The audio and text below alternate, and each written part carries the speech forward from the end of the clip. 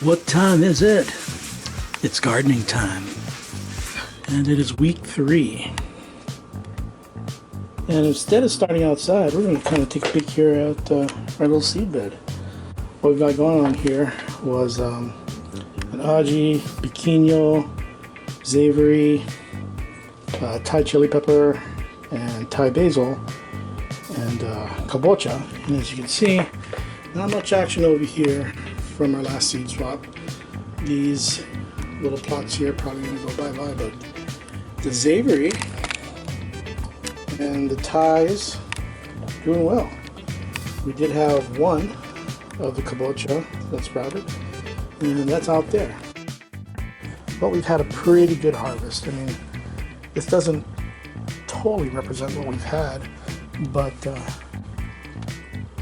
the eggplants to the peppers to the romas to the bitterbush to the sun sugars to the grapes to the cherries and to the whoppers. We're going to be starting up a new seed collection, as you can see here. A whole bunch of stuff. These are our tiny little Thai basils. And up on the hutch, you know, no need to revisit that, but we still got our leafy greens doing really well. You know, between pak choi, the multi-planter, and our manoa lettuces that are making a real good go at it. You may or may not have seen our catgrass video, but yeah, this is a new batch. Beautiful, full, and yep, this guy's happy. So let's take a peek, see what kind of changes have happened here in week 3. Starting with just trying to get out the door. All right, let's count the new arrivals. We have a new zucchini, and they never just happen once.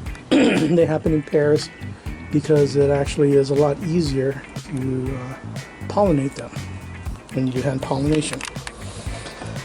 I broke down and I bought 3 Genovese basils. It's probably been our most prolific crop, but I have not touched them in several months. Ledges are good. Here we have another long planter that's Swiss chard. So I've got alternating purple and yellow. They come in multiple colors.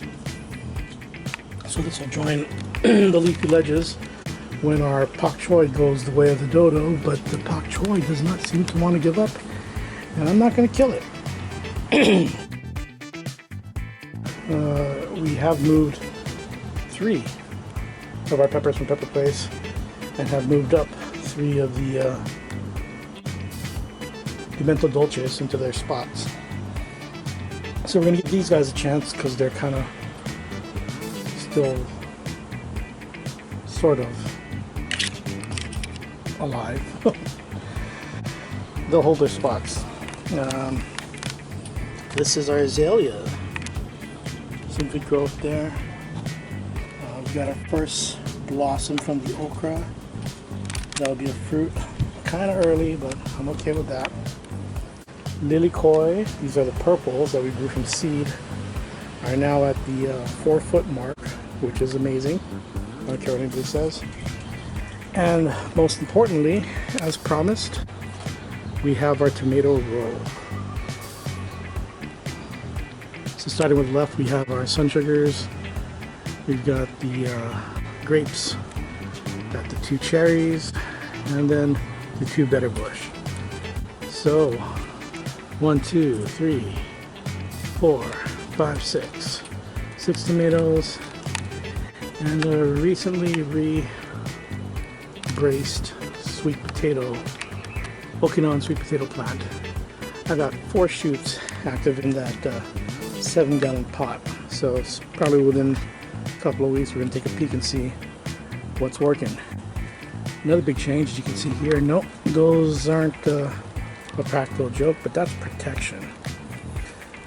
Put stockings on our bitterbush tomatoes because we had a little incident concerning an unknown bug, which I may or may not have posted, but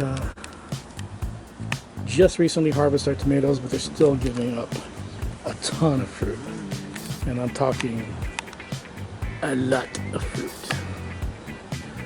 So one question that we have is the fact that our sun sugar, which is now about 10 feet tall, is still sprouting suckers at the tips of its leaf growth.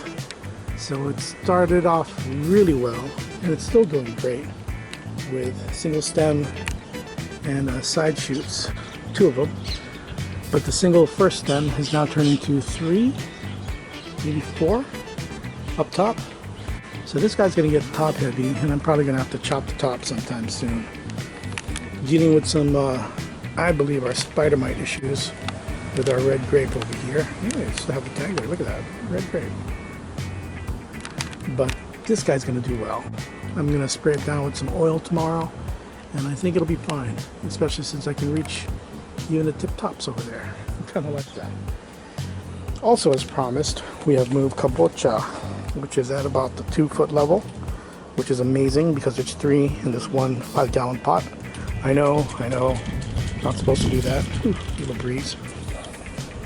We have our 2 bitter melon. They are now at the 6-foot level. Yeah, that's just frankly awesome. Happy about that. I'm going to train this guy over here, and then we'll have a 3rd branch for offshoots. Second kabocha, also at the 2-foot level. Just 2 in this pot. Got 1 dominant and a little runt back there. And as discussed last week, my white whale. Well, I did get 2 more zucchini. And that was to make up for the fact that this guy was going to go down. But those 1, 2, 3, 4, 5, 6. Now looking at 7, 8, 9 females. Problem is, I don't have a single male in sight.